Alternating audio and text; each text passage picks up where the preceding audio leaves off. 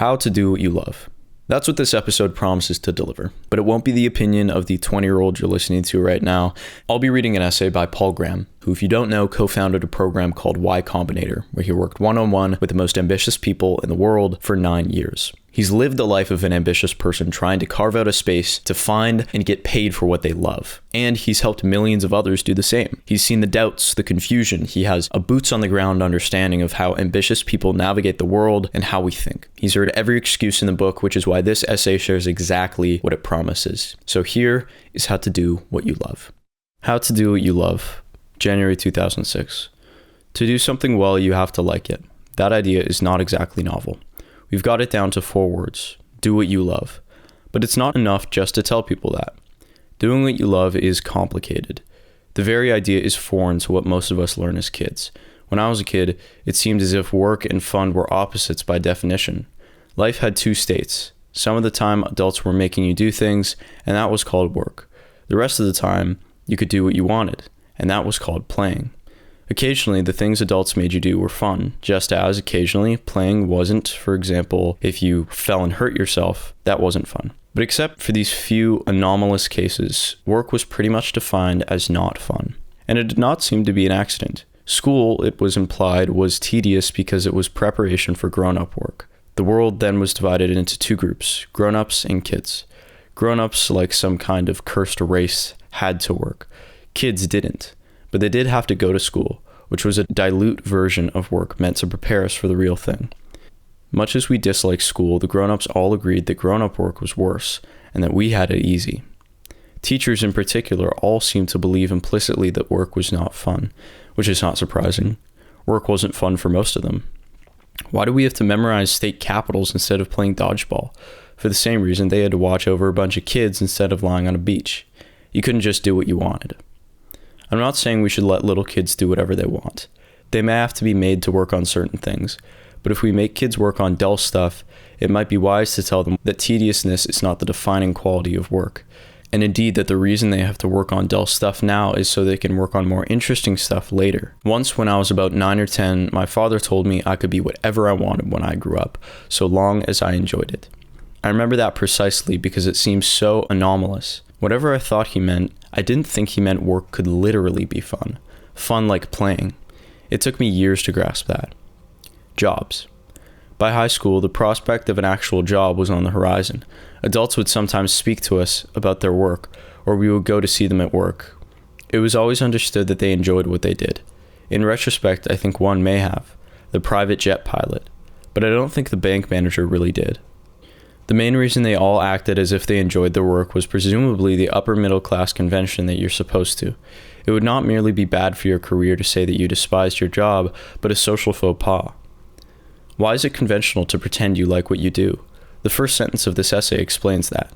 If you have to like something to do it well, then the most successful people will all like what they do. That's where the upper middle class tradition comes from. Just as houses all over America are full of chairs that are, without the owners even knowing it, nth-degree imitations of chairs designed 250 years ago for French kings, conventional attitudes about work are, without the owners even knowing it, nth-degree imitations of the attitudes of people who've done great things. What a recipe for alienation. By the time they reach an age to think about what they'd like to do, most kids have been thoroughly misled about the idea of loving one's work. School has trained them to regard work as an unpleasant duty. Having a job is said to be even more onerous than schoolwork, and yet all the adults claim to like what they do. You can't blame kids for thinking, I am not these people. I am not suited to this world. Actually, they've been told 3 lies. 1, the stuff they've been taught to regard as work in school is not real work. 2, grown-up work is not necessarily worse than schoolwork. And 3, many of the adults around them are lying when they say they like what they do. The most dangerous liars can be the kid's own parents. If you take a boring job, give your family a high standard of living, as so many people do, you risk infecting your kids with the idea that work is boring. Maybe it would be better for kids in this one case if parents were not so unselfish.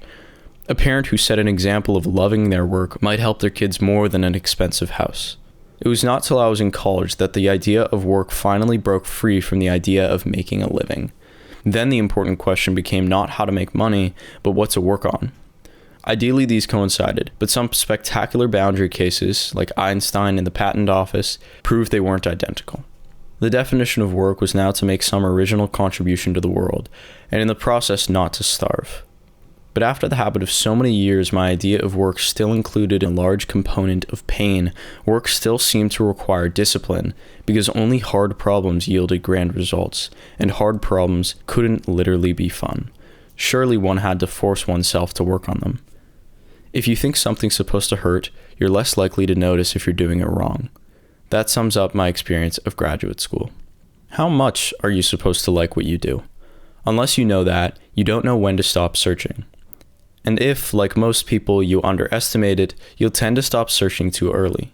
You'll end up doing something chosen for you by your parents, or the desire to make money, or prestige, or sheer inertia. Here's an upper bound.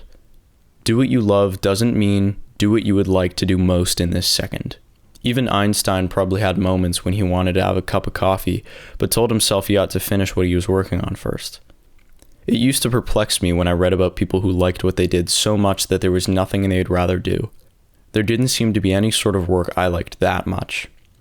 If I had a choice of A, spending the next hour working on something, or B, be teleported to Rome and spend the next hour wandering about, was there any sort of work I'd prefer?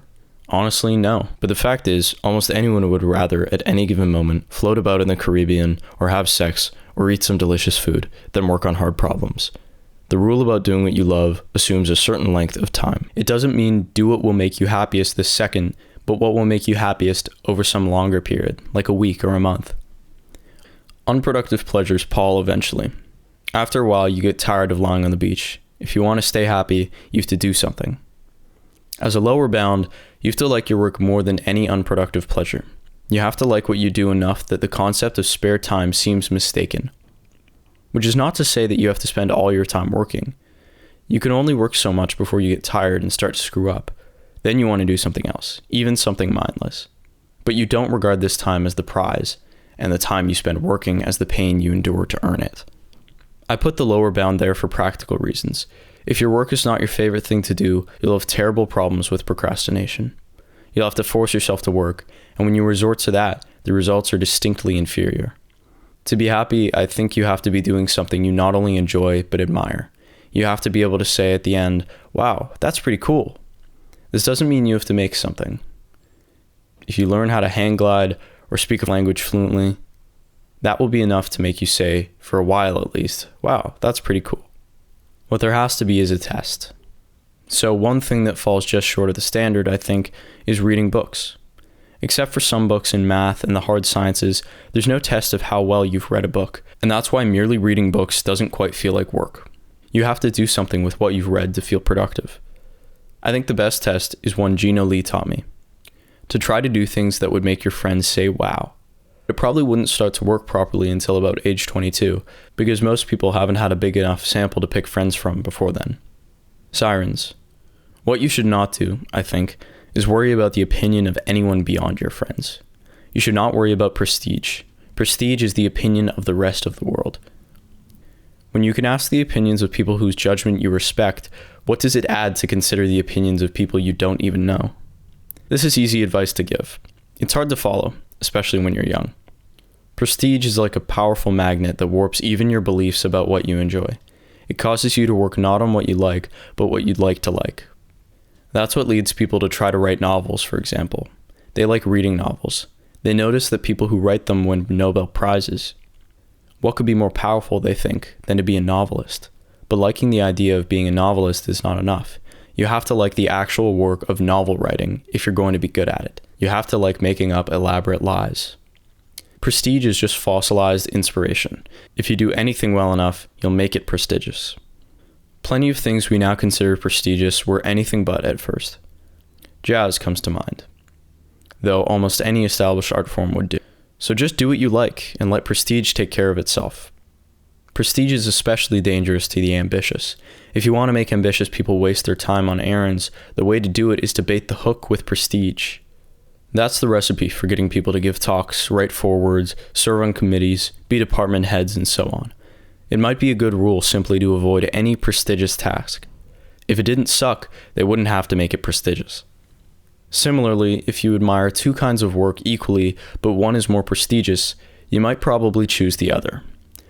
Your opinions about what's admirable are always going to be slightly influenced by prestige. So if the two seem equal to you, you probably have more genuine admiration for the less prestigious one. The other big force leading people astray is money. Money by itself is not that dangerous. When something pays well but is regarded with contempt, like telemarketing or prostitution or personal injury litigation, ambitious people aren't tempted by it.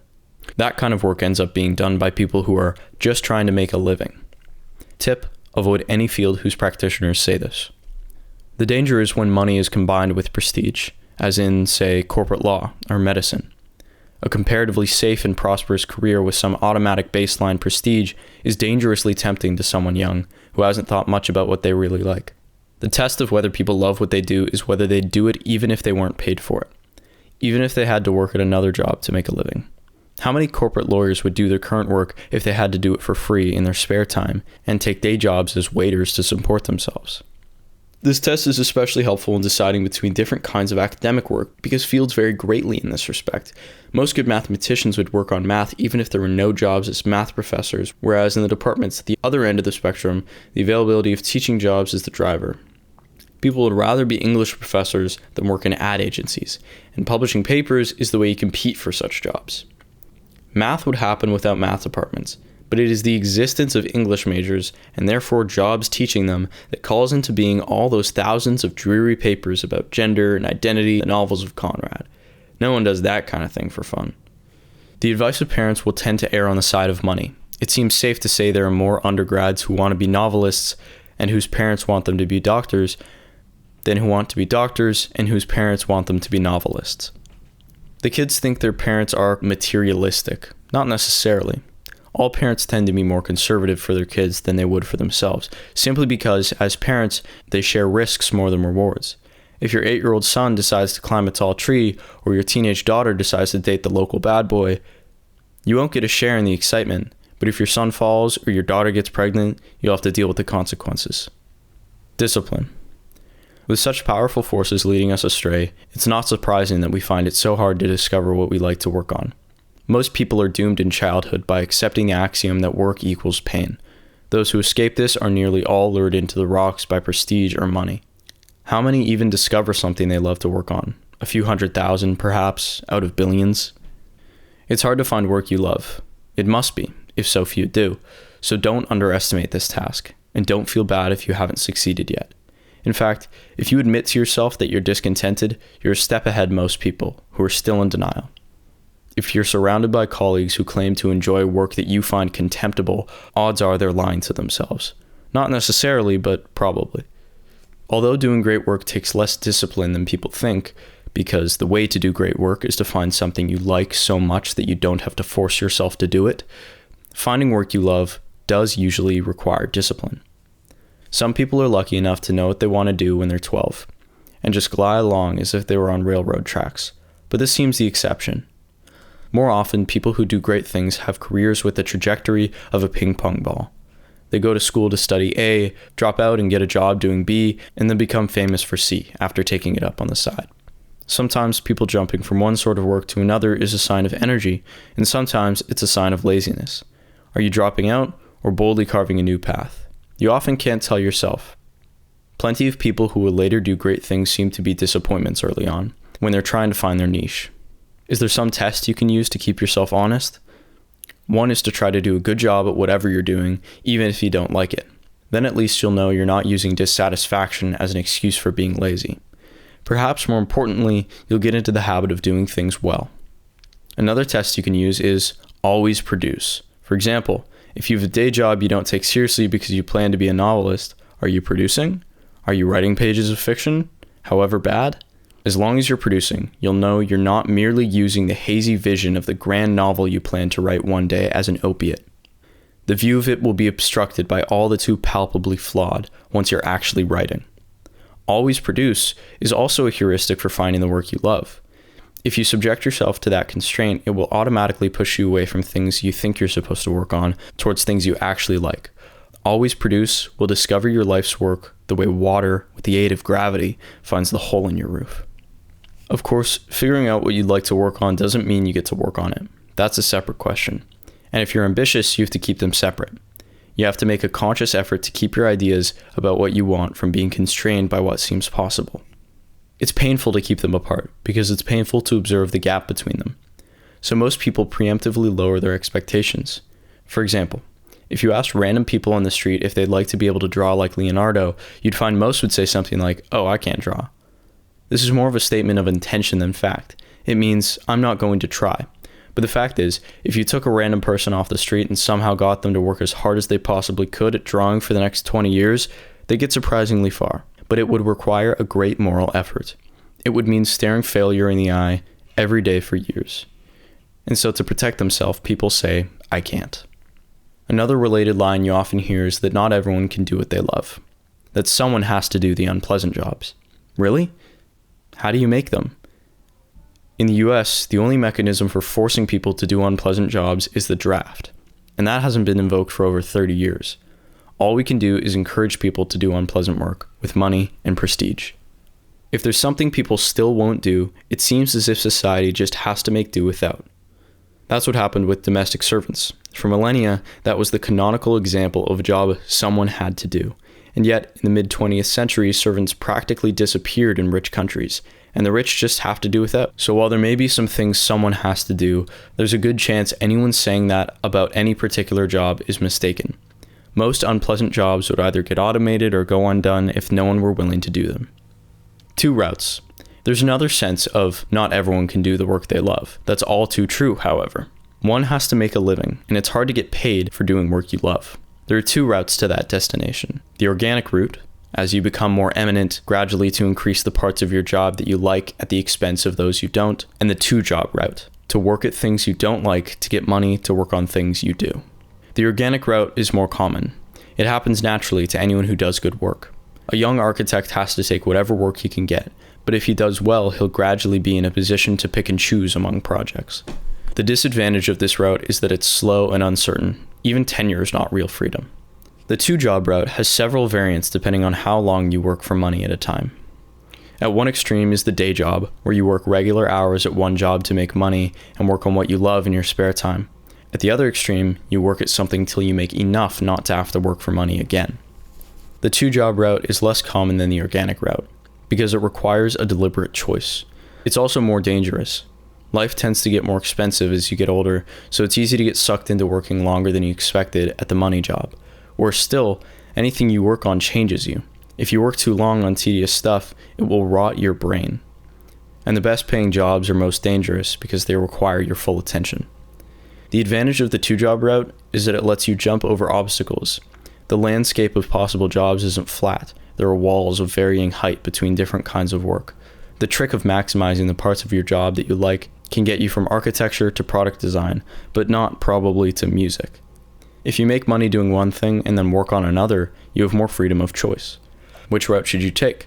That depends on how sure you are of what you want to do, how good you are at taking orders, how much risk you can stand, and the odds that anyone will pay for what you want to do in your lifetime. If you're sure of the general area you want to work and it's something people are likely to pay you for, then you should probably take the organic route. But if you don't know what you want to work on or don't like to take orders, you may want to take the 2-job route, if you can stand the risk. Don't decide too soon.